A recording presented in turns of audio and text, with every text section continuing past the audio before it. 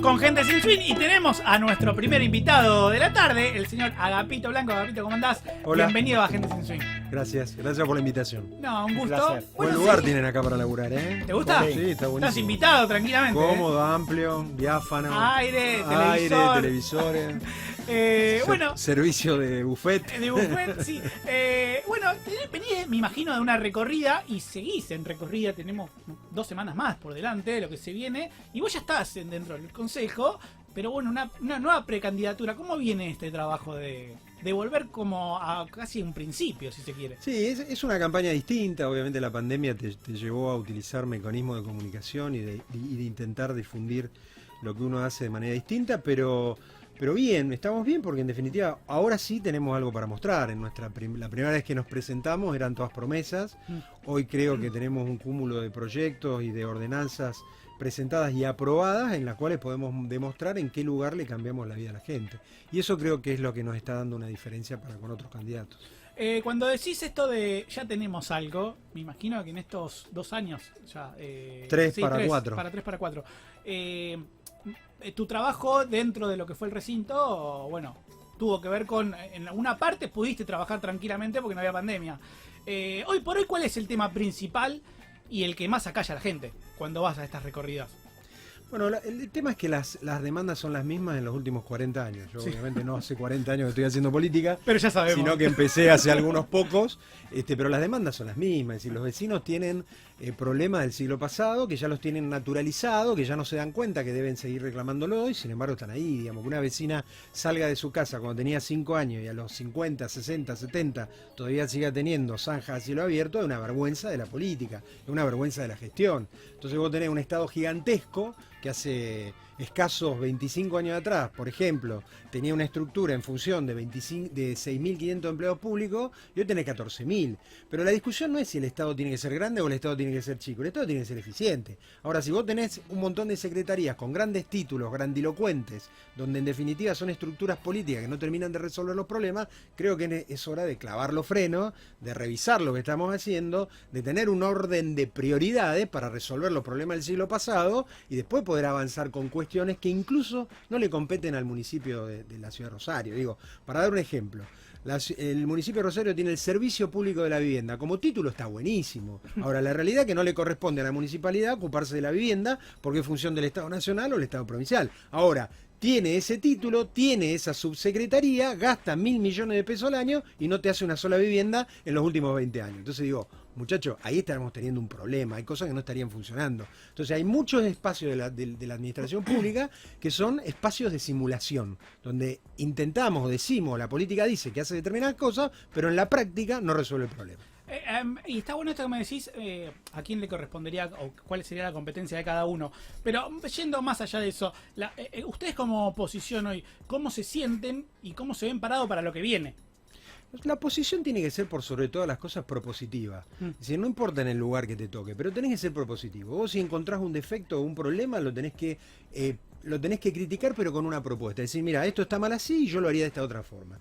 Pero por sobre todas las cosas, tener la responsabilidad y la honestidad intelectual de no decirle a la gente, cuando nosotros agarramos una encuesta y dice, la peor preocupación de la gente es la inseguridad. Es verdad que es la inseguridad. Ahora un concejal rara vez puede hacer algo en función de eso. Ahora, los concejales nos empoderamos de los temas, los desarrollamos como si fuéramos diputados nacionales, como si fuéramos senadores o incluso como si fuéramos el gobernador o el intendente. Entonces, es ahí donde a uno le da cierta bronquita cuando ves determinadas propuestas que tienen que ver con un posicionamiento demagógico de cuestiones que los concejales no podemos resolver.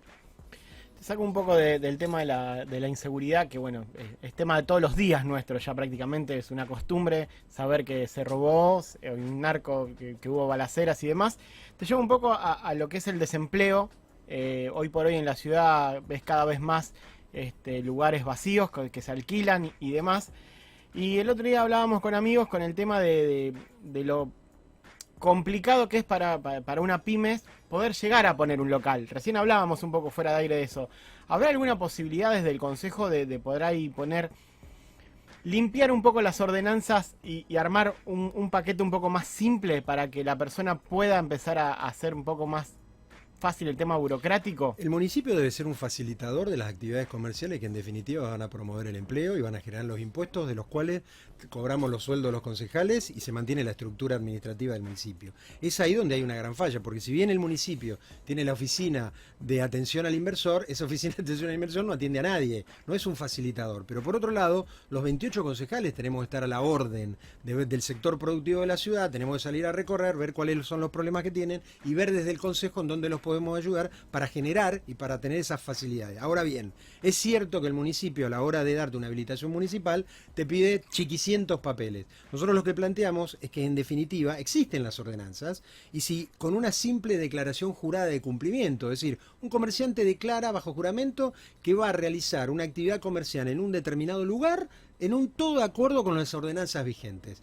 Puede iniciar el proceso, puede incluso empezar a construir el local, puede empezar a prepararlo y en el medio le va llevando los papeles. Lo que no podemos perder 6, 8 meses en que te den una habilitación municipal cuando después no te controlan. Porque ese es el gran problema. La carga está puesta en el antes y después nadie aparece a la hora de controlar. Incluso también podés poder llegar a hacerlo online. Bueno, Que lo burocrático de ir, sacar el turno, poder esperar, llevar los papeles. No, mira, te falta esto, te falta este sello, te falta esta firma, te falta este ticket, tenés que volver a sacar un turno, tenés que volver a ir. Y después está la otra, que van y te inspeccionan. No, mira, te falta un azulejo arriba de todo. Después viene el de bromatología y te falta tal cosa. Vienen y te dicen, no, mira, rotulaste el vidrio, tenés un impuesto más que tenés que pagar o lo tenés que habilitar. Es plantar el arbolito, ¿viste? Totalmente. Ahora, para eso nosotros tenemos respuestas y tenemos respuestas concretas. Por ejemplo, nosotros hace 2 años presentamos el proyecto de plataforma de gestión documental del ciudadano. ¿Qué significa esto? Que de hecho se aprobó hace 3 semanas atrás y el municipio lo anunció mediáticamente que dentro de 2 años el objetivo de la municipalidad es no tener más documentación, o mejor dicho, no tener más trámite en papel. Ese es un proyecto nuestro, lo presentamos hace 2 años, lo trabajamos en el Consejo. La plataforma de gestión documental no es ni más ni menos que esto que vos estás diciendo. A partir de que el municipio adhiera a la Ley Nacional de Firma Digital, que es otro proyecto que presentamos nosotros hace 2 años, el ciudadano podrá hacer el 100% de su trámite administrativo con el municipio en términos de habilitaciones y permisos desde su casa. Ahora, para eso, insisto, además de implementar esta ordenanza que nosotros presentamos y que ya está aprobada, debe instruir al ciudadano y debe adherir a la Ley Nacional de Firma Digital, porque de nada sirve que vos puedas hacer trámite de su casa si después tu firma no está validada por el instrumento nacional. A partir de eso, nosotros también presentamos un proyecto que es un checklist. ¿Qué es un checklist? Que el ciudadano, el comerciante, vos le mandés una plataforma donde el tipo sepa exactamente qué es lo que vos le va a pedir el día que lo vaya a inspeccionar y le avises el día que lo vas a inspeccionar. Porque el objetivo no es ponerle una multa, el objetivo es que tenga el matafuego. Entonces vos le avisás, che, tal día, tal hora yo te voy a ir a revisar. Por lo menos una garantía, primero para el municipio que el matafuego esté y segundo para el comerciante que no lo agarres laburando, atendiendo gente y sin haberse dado cuenta que se le venció la fecha del matafuego. Entonces, toda esa estructura, además del plan de derretimiento, ¿qué es esto? Si nosotros pensamos que esa plataforma administrativa que hemos presentado y que se aprobó va a generar trámites más fácil, con lo cual vas a tener menos empleados públicos, con lo cual vas a tener menos edificios públicos y en un futuro no muy lejano, deberíamos reducir entre un 5 y un 10% la estructura de gasto del municipio, que son 1.500 millones a fecha de hoy, para poder llevar a los barrios y resolver los problemas del siglo pasado. Seguro. ¿Cómo es el trato hoy por hoy con lo que sería el manejo de la municipalidad y lo que sería el manejo de la provincia, desde el bloque de ustedes?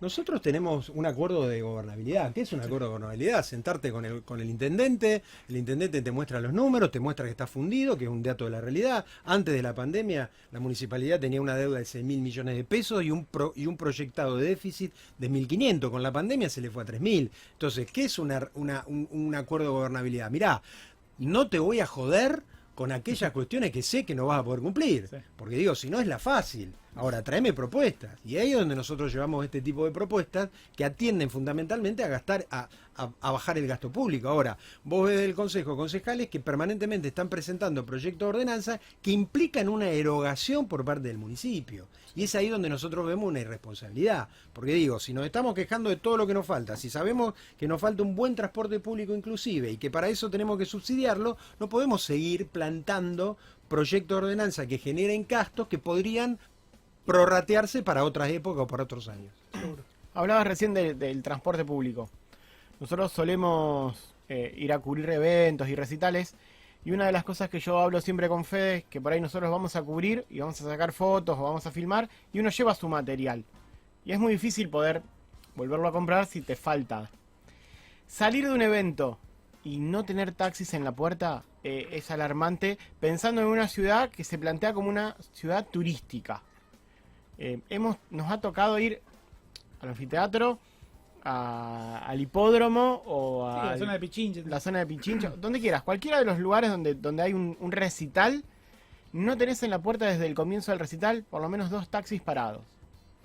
Mira, cuando se inventó el teléfono y llegó a la República Argentina, los telégrafos hicieron paro porque pensaron que se iban a quedar sin trabajo. Nos está ocurriendo lo mismo con los nuevos sistemas de transporte a partir de las plataformas. Sí. Vos tenés vos tenés una plantilla, vos tenés una cantidad de taxis determinado y tenés una cantidad determinada de remises. La verdad que hay que atender la demanda, y la demanda no puede ser cautiva, y lo que está hoy ocurriendo en la ciudad de Rosario, que la demanda es cautiva de la oferta que tengan ganas de poner los remises y los taxistas. Entonces yo creo que ahí es necesario otra vez clavar los frenos, es necesario discutir esto, es necesario abrir el juego para los taxistas, los remiseros y todo aquel que tenga un vehículo habilitado y que se quiera ganar un mango en un país que tiene el 50% de pobre y el 20% de desocupación. Me parece que hay que habilitarlo y empezar a laburar sobre esas demandas cautivas que tienen algunos que... a ver, yo me pongo en el lugar del tachero que compró una placa y a lo mejor le costó 500.000 pesos. Y dice, pero yo la tengo que amortizar. Bueno, hermano, lamentablemente en algún momento hay que darle un corte. Y hoy tenemos que priorizar la movilidad. No solamente por el hecho de poder llegar, sino por el hecho de no tener que estar en una esquina esperando 2 horas, con lo que la inseguridad eso significa.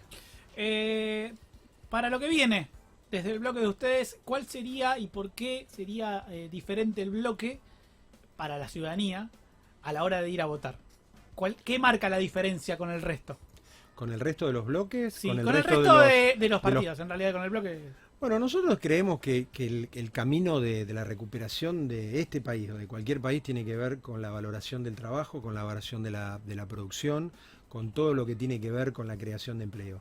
En ese sentido, creemos que hemos abandonado hace ya décadas el camino en donde una persona que iniciaba su vida laboral tenía un objetivo, sabía dónde iba, ese objetivo tenía que ver con su capacidad, con su preparación, con el estudio, o incluso con el simple hecho de poder laburar para tener un ahorro, para poder progresar, para tener la posibilidad de darle a sus hijos un futuro. Eso se abandonó, ese camino se abandonó por un camino más fácil, donde obviamente se empezó a inaugurar un clientelismo que le empezó a dar dinero a personas que no hacían absolutamente nada para merecerlo. Y eso no es un derecho, eso es un privilegio. ¿A costa de qué? A costa de los tipos que laburan. Entonces yo no conozco en la historia de la humanidad, en la historia del siglo XX/XXI desarrollado, de los países que en principio del siglo pasado arrancaron como nosotros, como Argentina, sí, por si voy a decir punto de partida, 1910, 1920, donde Argentina estaba dentro de los 10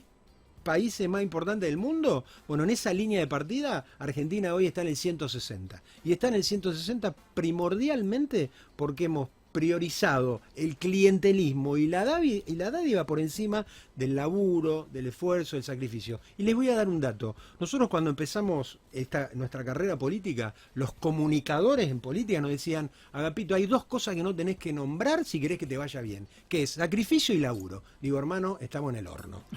Estamos en el horno. Si la cosa va por ahí, estamos en el horno. Sí. Y hay un dato de la realidad incontrastable. En 1970, Argentina tenía 7 millones de empleados privados y 25 millones de habitantes. Hoy tenés 6 millones de empleados privados y 50 palos de habitantes. Hermano, no hay manera. Seguro. Pepe Cerrá, bajá la persiana, juntémonos todos y veamos qué estamos haciendo mal. Y obviamente estamos haciendo muchas cosas mal en todos los partidos políticos. Seguro. Esto no es cuestión de un partido político.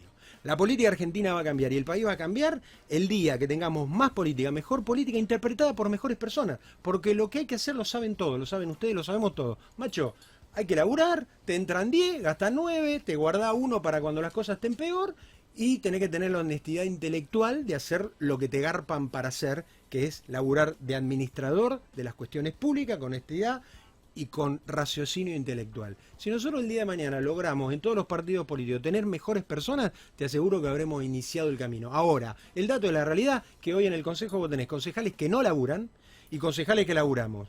Y no se nota el que labura y no se nota el que no labura. Y no se nota porque la gente no nos mira, la gente no nos observa, no nos audita, no nos controla.